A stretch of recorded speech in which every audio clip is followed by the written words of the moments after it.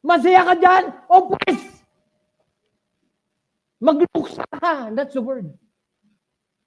Bakit? Tapos ng maliligayang araw. Tanong, tapos na nga ba? He cannot make you unless He break you. Mahalaga ba yung repentance? Kasi ba't maligaya tayo sa kasalanan? Ang dami ng word narinig natin. Yan yung magpapamak sa'yo. Alam niyo, walang malinis sa atin. Lahat tayo may pinagdaanan, may nakaraan. Pero hanggang kailan ka sa iyong kasalanan? Yun yung pinag-uusapan natin. Oh, ito, warning sa double-mindedness. Ina, 1 Kings chapter 18, verse 21.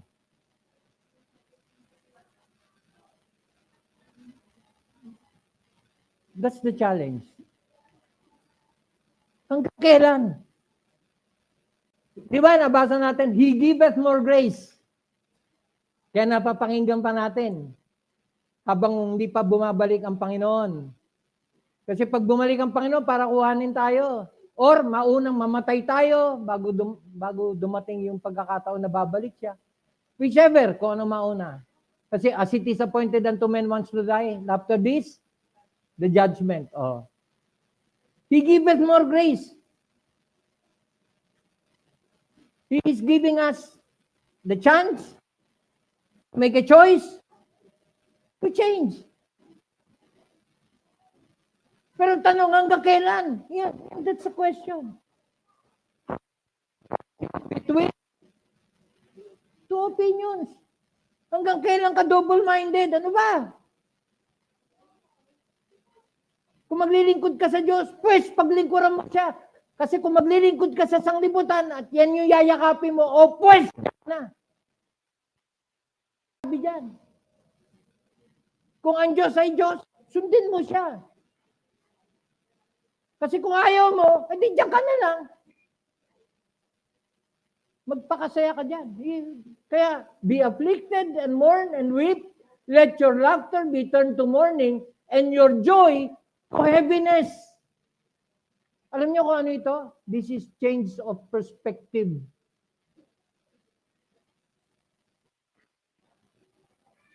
Alam niyo, darating tayo rin sa pag-aaral na yun. Kaya lang, tatalakayin natin siya sa different forum. You know why? Kasi habang pag-aaral, gusto ko to give justice doon sa pag-aaral na yun. Kung ano yung pinagkakaabalahan mo ngayon, nasaan ang iyong puso. Kaya yung seek ye first the kingdom of God,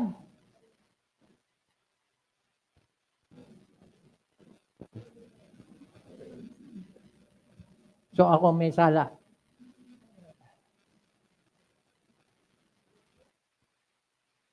Sandali lang po.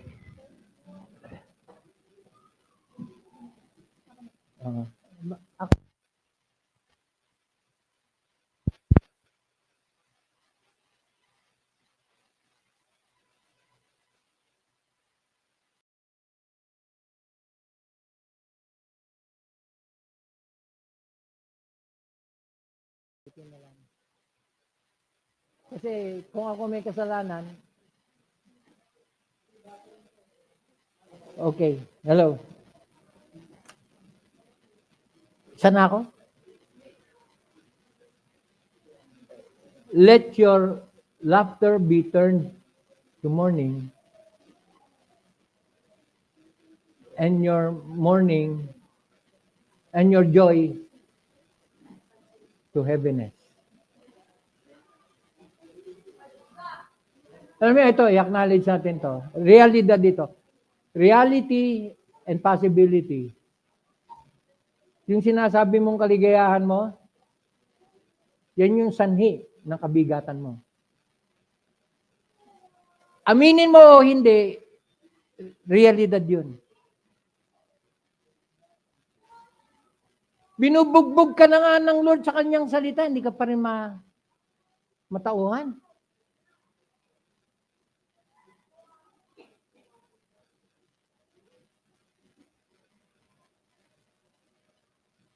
Hindi na tayo tinitigilan ng Panginoon sa paalala. And yet, di pa rin tayo magising.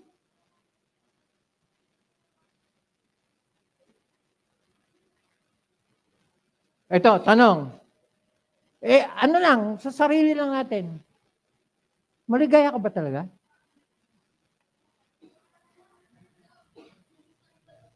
Baguhin ko yung tanong.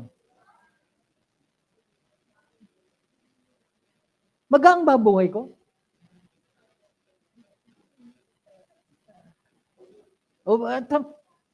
Baguhin ko ulit yung tanong. Na-enjoy ko ba yung kapayapaan ng Diyos? Yung kasabihan na si Kristo lang sapat na? Totoo ba yun sa buhay ko? Yan. Kasi ilang beses ko na narinig yun. Si Kristo lang sapat na. Praise God, nakuha natin yun. Alam niyo kung bakit? Kasi kung di si Kristo kaligayahan natin, magulo buhay natin kasi ang dami nating hinahangad. Tama? Sa totoo lang. Lalo na sa panahon ngayon. Ang daming lumalabas sa bagong model ng cellphone.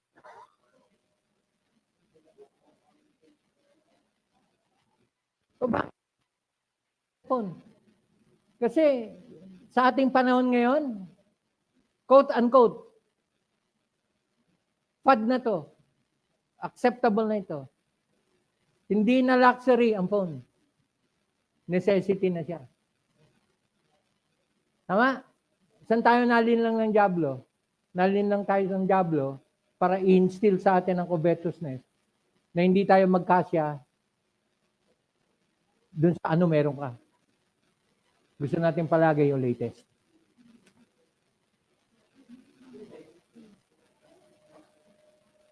Tama?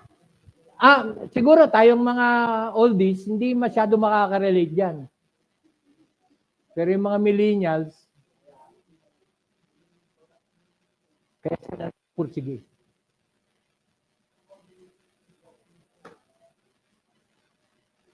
In fact, may kilala ko lilipat ng trabaho sa phone.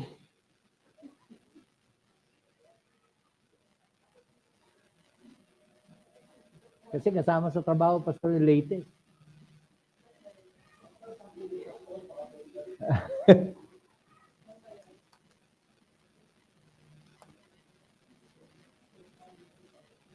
So, anong sinasabi ko? The importance of being humble. Kasi alam niyo kung bakit minsan sa preaching nagre-react tayo? Alam niyo kung yung ginigiba ng Lord sa atin? Yung ating self. So every time merong ganong address ang Lord sa preaching, tinitira niya yung pinakasentro ng ating kung ano yung sanhi kung bakit tayo ganon. The self.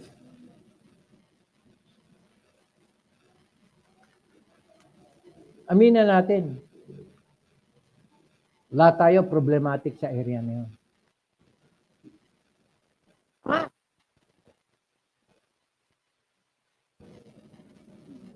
When I say problematic, wala tayo ibang problema mga kapatid. Kundi sarili. Kasi sa totoo lang, kung patay tayo, say patay, ibig sabihin hindi tayo yung nangunguna. Sino yung nangunguna? Yung si Kristo lang sapat na. Siya yung kaligayahan natin. Kaya may kapayapaan tayo. Dahil may kapayapaan tayo, na may timing. At si Kristo lang sapat na. May kasapatan tayo. At dahil sapat na sa atin si Kristo, kung ano yung binibigay niya, kung ano meron tayo, maligaya tayo, namumuhay tayo ng may katahimikan. When I say may katahimikan, hindi tayo nagrereklamo. Bakit? Kasi yan yung nangyayari sa mundo. Nakausap mo ng ginawa ko, hindi magreklamo. Pero, may kilala ba kayo? May kilala kayo? At sinasabi ko ito kasi realidad, posibilidad, maring isa tayo sa ganun. Tama? Kasama ko, pag nag-entrega ng pera, to the point na maghihinala ka, siguro lang kumupit yun. Alam nyo, pag si Kristo lang sapat na, maraming mababago sa buhay natin. Hello? Kaya kung kanina pa kayo aray ng aray, kung ano yung kailangan natin baguhin na natin. Kasi sino ba gusto mabigat ng buhay? Kadalasan, bumibigat ang buhay dahil sa'yo. Oo. Yung mga problema, tapos kain ng kain, tapos magugulit siya, ang taba-taba niya. Oo. In the first place, ba't ka bumigat? Kain ka na kain eh. Kasi pastor, diyan kung dinadaan yung problema ko pues, huwag ka maggulat. Di ba? Kasi hindi ka naman bumigat na walang dahilan. Tama ba? Nagamit ko lang as a joke, pero realidad, posibilidad. Kasi palaging may gagawin tayo na minsan ang dapat nating tanungin, tama ba to?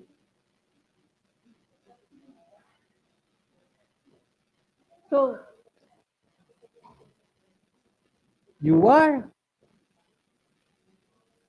you fight, you lust, you kill, you desire. Tingnan nyo kung kanino naka-address, kanino? You. So kung binabasa natin ito, parang nakaturo si James sa atin, ikaw.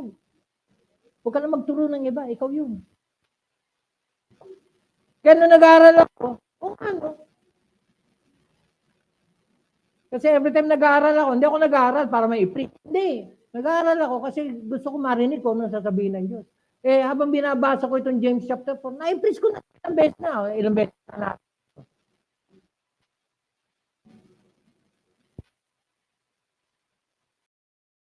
Yun.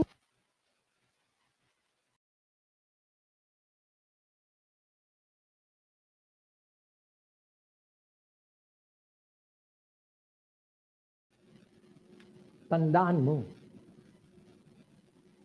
Ulitin ko, before God can make you, He must first break you. Doon pumapasok ang kahalagahan ng repentance. Doon pumapasok yung kahalagahan ng tigilan ko na nga ito. Yan. How do we hold? Alam niyo yung salitang hold, military term yun. Ibig sabihin nun, stay at ease. Steady. Huwag kang kikilos. At maraming ganong Kristiyano. Kristiyano ko and yet, nagpapahingalay sa kasalanan. Alam niya kung anong kalooban ng Diyos kasi ilang beses niya narinig, and yet, hindi yun yung ginagawa niya. Ano ginagawa niya? Yung gusto niya. Nagtataka siya, ba't ganito pa rin buhay ko? Nakarinig na kayo ng gano'n? Eto, pareho pa rin. Walang pagbabago. Tapos marinig mo na yun. Kasunod ng mga reklamo na. Palagi pa rin kapos. Sakit ng ulo sa mga anak. Problema sa trabaho. Now, hindi ko sinasabing hindi realidad yun. Realidad pa rin na meron tayong mga problema. Pero despite sa problemang meron tayo, kung tunay na tama ang ating pananaw at tama yung ating pamumuhay, gagaang ang puso natin despite sa kabigatan natin. Tama?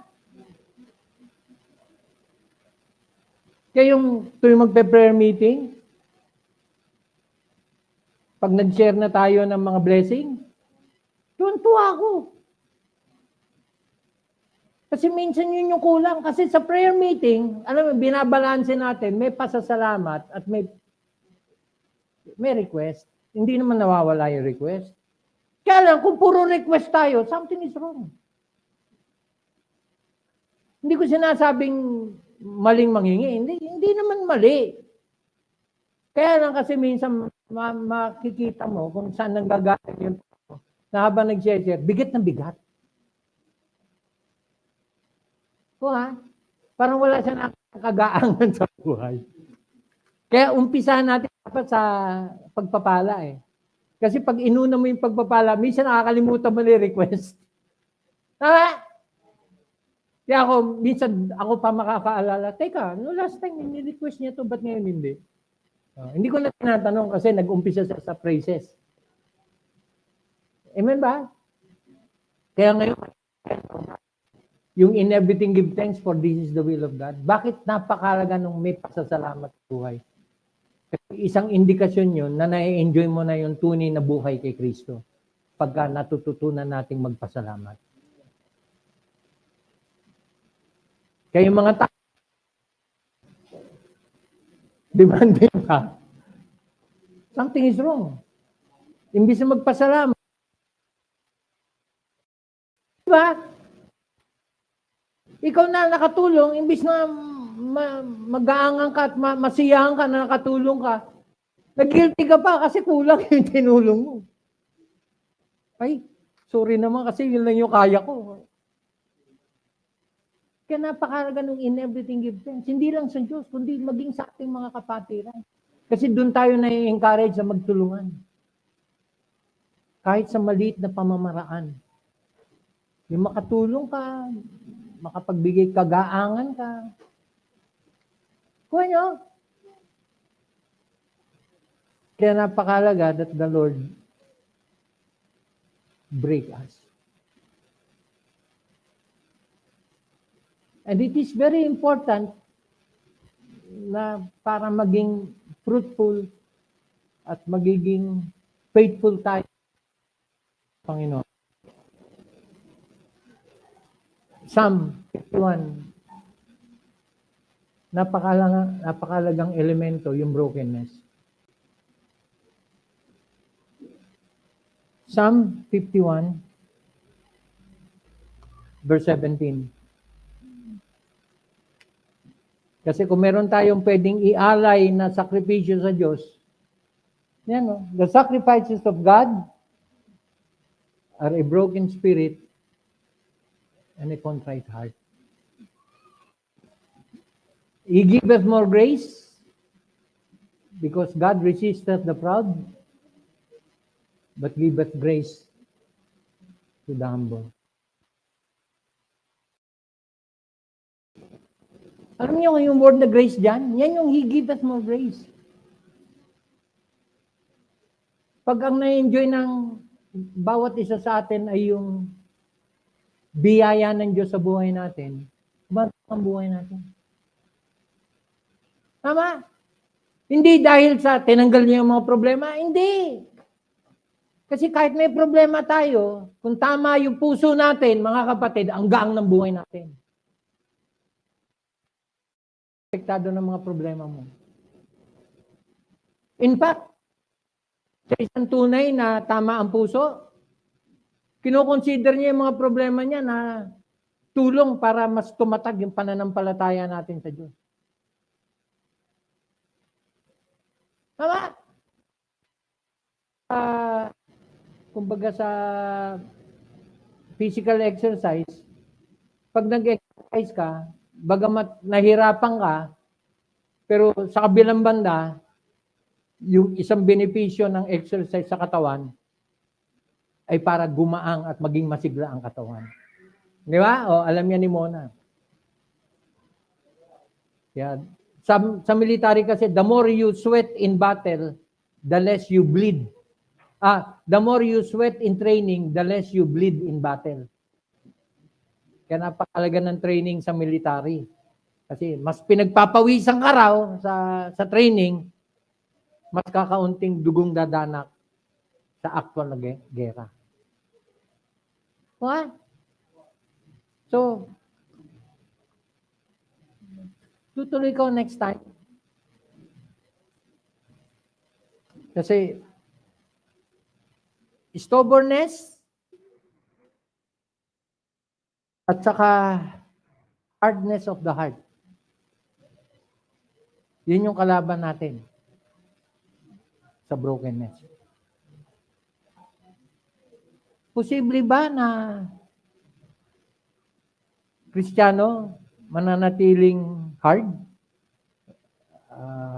Kaya may warning eh. Next time, titignan natin yung Hebrews chapter 3. Bago ko susunod, tutuloy sa second point ko na singleness of mind. Magbibigay ako ng warning against stubbornness and hardness of the heart. Kasi kung merong dahilan ng isang tao, hindi magbabago, kasi matigas ang puso niya.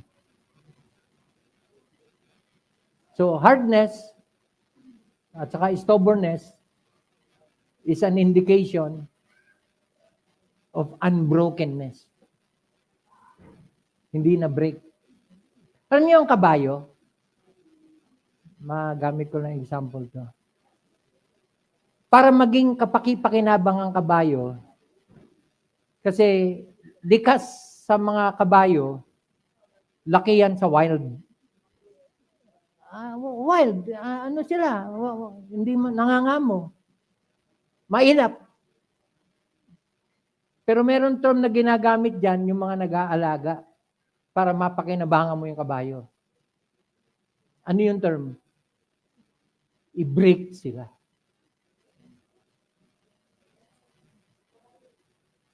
I-de-break. Tatalian mo yan. Dadamba-damba pa yan. Iiwas yan. Manini pa yan. Pero may paraan ng pagtuturo dyan. At yung pagtuturo, yun yung tinatawag na breaking. Speaking of brokenness, that is what the Lord is doing. So sa maraming pamamaraan, we are being broken by God. Kasi magagamit mo ba siya sa pangungutsero, yung kabayo? Magagamit mo ba siya sa paghatak ng mga kargahin mo? Kung hindi mo na-break? Hindi. In the first place, hindi magpapatali yan. Pero pagka na-break mo ang isang kabayo, pwede mo na siyang busalan. Pag may busal na siya, lahat ng iutos mo ka sa kanya, gagawin niya. Tama? Tutulungan ka niya sa mabigat na trabaho mo. Tutulungan ka niya sa pagpunta mo sa mga dapat mong puntahan. Alagaan mo siya, aalagaan ka niya, mga ganon. Pero doon pumapasok yung kahalagahan ng brokenness bago maging kapaki-pakinabang yung kabayo. Kumusta tayo? Have we been broken? So hanggang ngayon tayo ay dumadamba, pumapalag, ayaw magpatali. May kabayo pa nga nangangagat eh. Bagamat hindi katangian ng kabayo mangagat, pero pagka napilit kasi ang kabayo, ang isang worst na panangga niya o panlaban niya is yung bite niya. Katangian ng kabayo, pagsipa eh. Pero pagka nangagat ang kabayo, masyado siyang wild. Uulitin ko yung term, brokenness.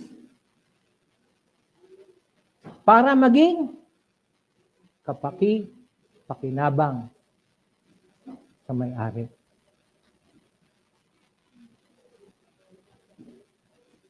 Before God can ever make us, He must first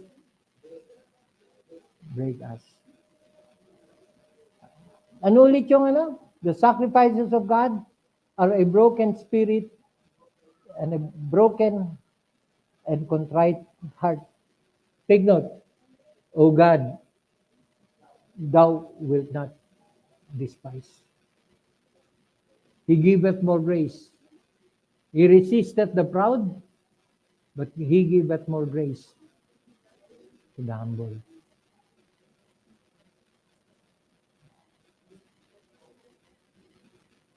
Is the Lord breaking us? Alam niyo, sa totoo lang, matagal na tayong bine-break ng Lord. Tagal na. Actually, yung lockdown, habang nire-review, by the way, nakikinig ako ha. At may naging observation kami ni Angel tukol dun sa, gumagamit ba kayo ng, ano yun, Angel? Caption? Ino-on nyo ba? Huwag nyo yun. Nakakalito. Kaya pag nakinig kayo sa preaching, i-off nyo yung caption. Huwag kayong mag-caption. Kasi imbis na makatulong sa inyo, nakakagulo. May na-observe kami ni na, ano yung mga pinagsusulat dito? Kasi minsan, kung hindi malinaw yung pagkakasabi, kung ano yung pagkakarinig nung application, yun yung sasabihin niya. Minsan, hindi lang mali, minsan foul yung caption. So, pag nyo i-on, paki-off. Announcement lang to. Kasi, every time I review, doon ko nakikita yung, ang galing talaga ng Lord. Yun yung topic natin nung pandemic. Nung panahon na lockdown, yun yung topic natin. Ang galing ng Lord. Ako nabe-bless. Kasi, hindi ko basta pinulot lang yung mga mensahe. Araw-araw na pinagpe-pray yun. At napansin niyo siguro na yung message, duktong-duktong. Walang putol. Parang walang transition. Bago naman yung topic. Hindi. Yung topic natin na bago ay kaduktong ng luma. Kaya natutuwa ako kasi bakit ako natutuwa? Kasi personally, hindi ko siya nandiyan. There's no way na para sa ganun. Kahit namamangha ako, ang galing ng Lord. I do not attribute it to myself. Inaamin ko. Hindi. Na nagsulat ako, ganito, ganyan. Walang ganun. Araw-araw yan. Tuwing magdi-devotion ako, maganda to, idudukto ko to. Maganda to. Pero man dapat ayusin.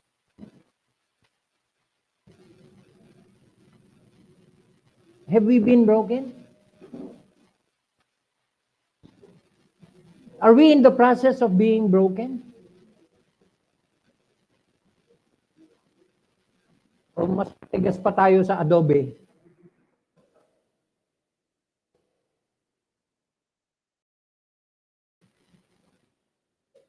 First Corinthians chapter 11.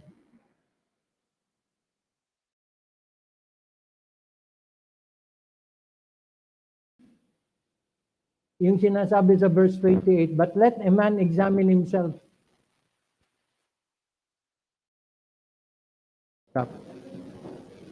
Alam niyo, sa totoo lang, monthly natin ginagawa ito eh.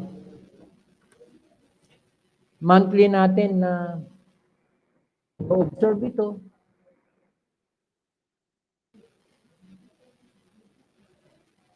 And the Lord is addressing something sa buhay natin. Every time nakakapakinig tayo, may issue na dapat nating harapin.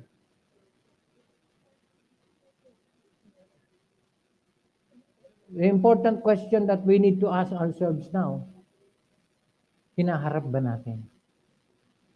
O baka kung todo ignore tayo na, hindi para sa akin yan. Baka nga may nagsasabi pa, para nga sa'yo yan, pastor. Posibilidad ba yan? Is that possible? Yes.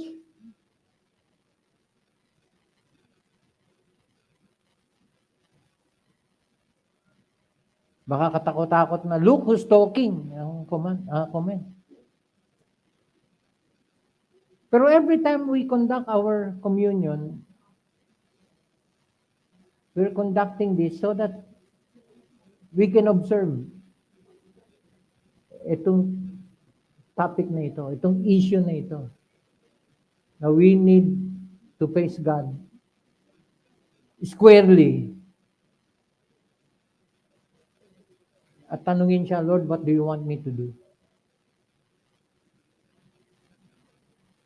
Kasi every time we hear God's word, every time we listen to God's word and He speaks to us, may pinapagawa ang Lord.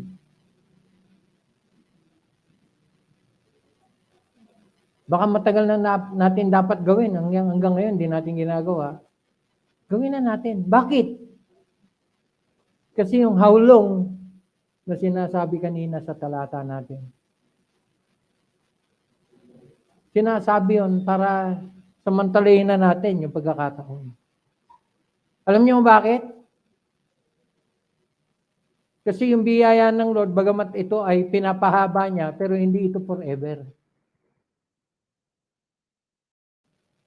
Hanggang ngayon lang ito, habang may panahon. Kasi kailan matatapos ang panahon?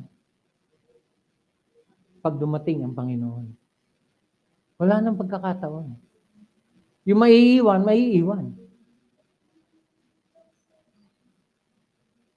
Bakit siya maiiwan? Ito. Namin natin halimbawa. Actually, hindi tayo umabot dun eh. Pero dapat babanggitin ko yun sa pag-aaral natin. Nabanggit ko yung prodigal son. Babanggitin ko sana si Jonah. Naging matigas ba si Jonah? Oo naman. Tumakas yan. Tahasan. Sinabi niya sa Lord, ayoko Lord eh. Hindi mo sinabi at dinuro ang Lord na ayoko, wag mo akong pakialaman. Pinatunayan niya sa ginawa niya. Nakatakas sa Lord. He giveth more grace. Kaya hanggang ngayon, may ganito tayong topic. Pastor, di na natapos sa topic na yan. Hindi matatapos yan hanggang sa pagbabalik ng Panginoon. Alam niyo bakit? Kasi hanggang sa panahon na yon, may dapat tayong ayusin sa buhay natin. Aminin niyo naman. Huwag tayo magmalinis at sabihin natin, wala nang aayusin sa akin, Pastor. Ayos na ayos to. Hindi nga. So, let a man examine himself and so let him eat of that bread and drink of that cup. Hindi ko pa nabanggit si Mrs. Lot. Kasi hanggang doon yung warning. Yung hindi totoo, matuliwan. Kaya nga palaging ang challenge ko, magpakatotoo na tayo. Bakit? Kasi isang posibilidad, isang realidad, maraming tao pwedeng magpanggap. In fact, magiging topic ko yun. Yung apostasy, many shall depart from the faith. Many. Hindi unbelievers yun. Professing believers yun. Now, hindi ko sinasabing true believers kasi hindi sila lalayo. Kung napalayo man sila, babalik sila kung true believers sila. Pero sino yung magdi-depart from the faith? Yung mga professing believers. At mangyayari yun. Nangyayari na yun. So, sinasala tayo ng Panginoon. Alam niyo kung ano yung team song natin dapat ngayon? Matira matibay. Bakit? Kasi yun lang yung maliligtas. He that endureth to the end. Hindi madaling maging Kristiyano. Kaya tigilan nyo na yung kaiisip na ang daling maging Kristiyano. Sino may sabi sa'yo? Kasi hindi lahat handang sumunod sa ganun. Walang pilitan. Kaya kami mag-asawa, prayer na lang namin, sana lahat ng mga anak namin tunay.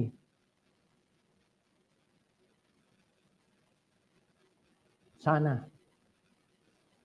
Kaya ginagawa namin ng lahat para talagang, tama yung sabi ni Jacob, magpakamagulang tayo sa mga anak natin.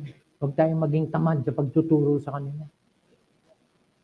Kaya every time may pagkakataon kami, gagawin namin para masolo sila, masiran sila, gano'n sila katotoo sa pananampalataya nila.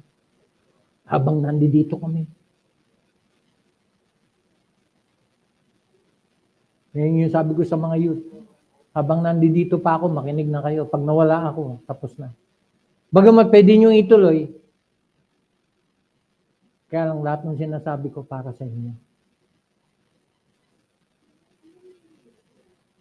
So yun yung layunin. Every time mag-Lord Supper tayo, hindi nawawala ito. Personal examination of our hearts. Is the Lord breaking us? Pastor, how would I know na the Lord is breaking me? He's convicting you. So habang nakikinig ka, parang, ako yata yun. Huwag mo nalagyan ng yata, ikaw yun. Kasi the mere fact tinamahan ka, hello, nakita mo eh. Pasalamat ka nga, nakita mo eh. Kasi yung walang conviction, hindi niya nakikita. Alin? Saan? Kailan? Ano daw? And yan, narinig niya. Pero hindi niya naintindihan. So, pero yung ikaw naintindihan mo, tinamaan ka, naapektuhan ka, pasalamat ka. Bakit? Kinakausap ka ni Lord. He giveth more. Meron ba dapat ayusin sa atin? Hindi naman ibang tao mag-aayos yan eh. Ina, next time na lang yung video ha. May video ko inanda eh. Tungkol sa pagbabago. Kasi ang pagbabago, hindi mangyayari sa isang tao malibang pangyarihin niya. Ulitin ko ha. Ang pagbabago, hindi mangyayari sa isang tao malibang pangyarihin niya. Kaya ka hindi nagbabago, kasi ayaw mo.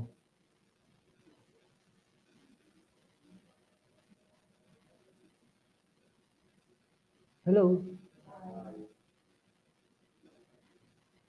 So ngayong umaga, we will sing our song, Search Me. And as we sing that,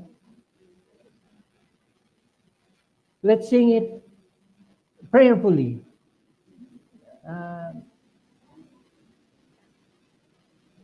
Magpasaliksik tayo sa Diyos. Hindi lang sa sarili natin, kundi ang banal na Espiritu ang gumagawa sa atin. Para ituro yung mga area sa buhay natin na, yan, ipagpasakop mo sa Lord yan. Yan. Harapin mo sa Diyos yan. Aminin mo sa Diyos yan. At sa pag-amin mo, ipangako mong babaguhin mo.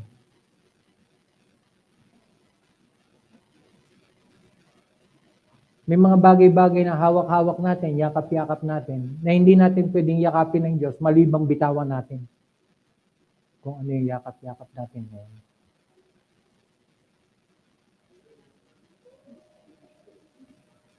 Search me, oh God.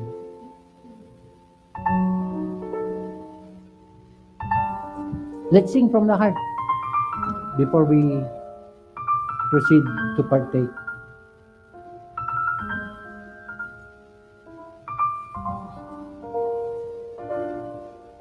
Shall we? Search me, O God, and know my heart today.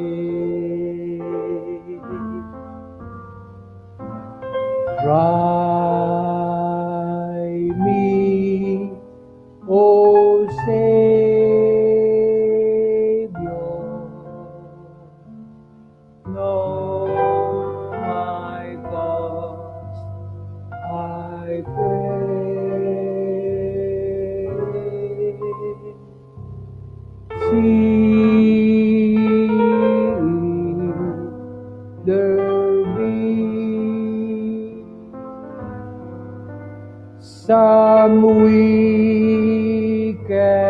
way in me.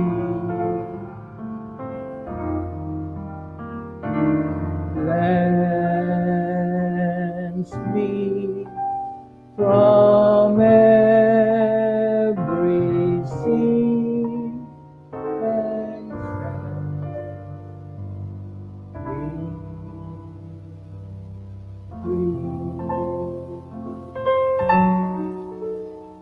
tayo manalangin.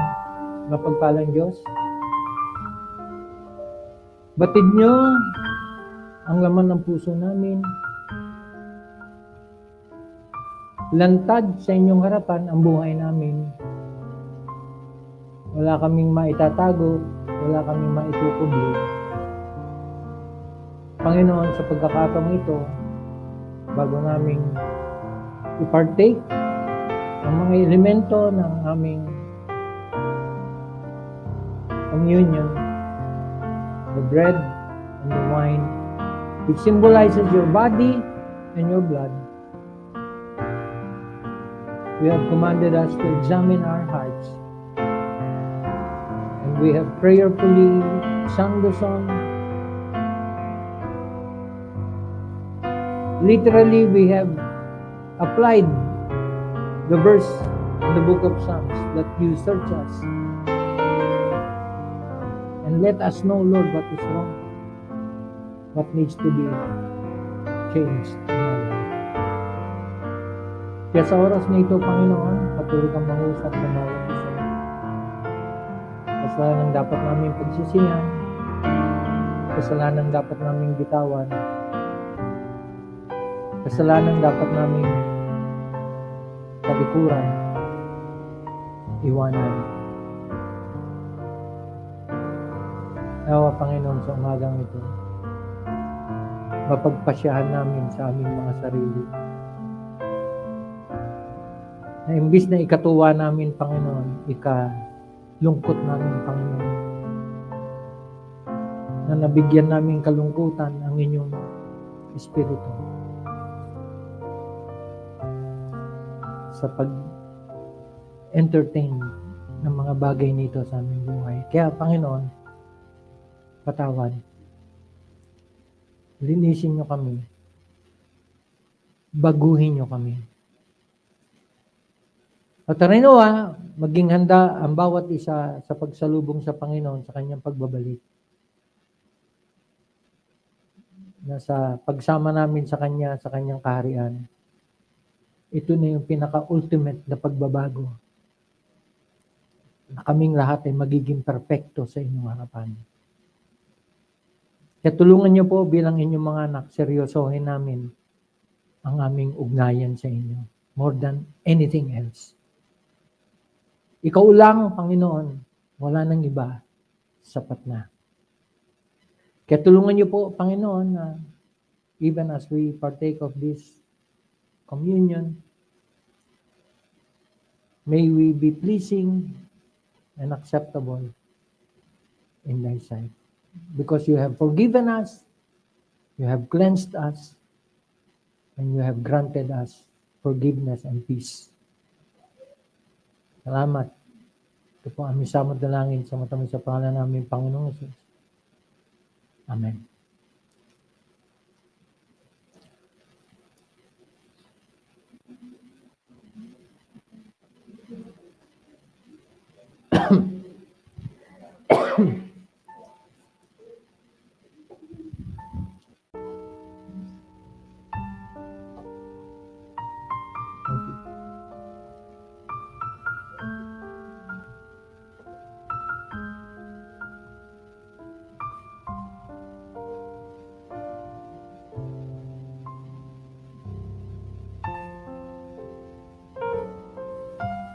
Kung kayo'y kaisa doon sa akin ng pagsisisi, pagtipika, you're welcome to join us. Pero if there is reservation in your heart, nagdo-double mind ka, by all means, refrain. Kasi kung wala kang balak na isuko sa Panginoon yung bagay na hindi kalugod-lugod sa Kanya, huwag mong dayain ang sarili mo in partaking. Why? Very sacred ang communion. Kaya nga may warning, worthy partaking.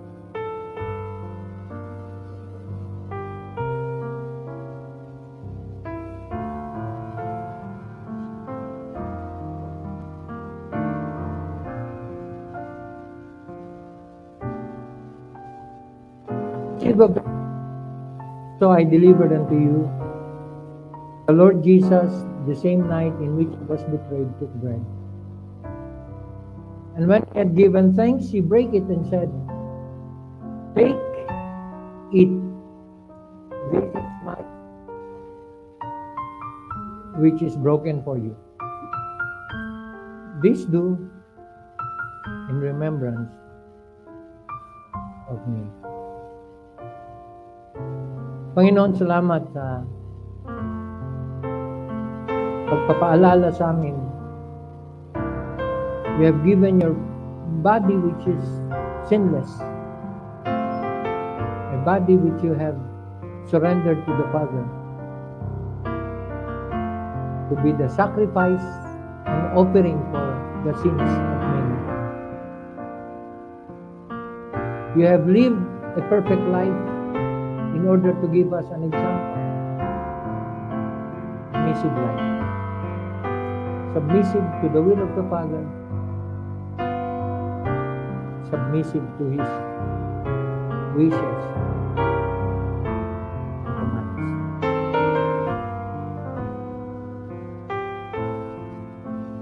Should follow the same example. Na ang buhay na ito na aming pinamumuhay ay hindi na namin dapat ipamuhay sa aming sarili, hindi para sa iyo na Panginoon. Nagbuwis ng iyong buhay para sa aming kaligtasan. So Lord, this morning we partake of this as we are being reminded, Lord, of the kind of life that we should live. Life fully surrendered to you. Salamat po sa bawa na pinamuhay ni Kristo na siyang dapat naming ipamuhay sa mundong ito. Salamat po, pangalan ni Jesus, ito pa yung sabot na namin. Amen.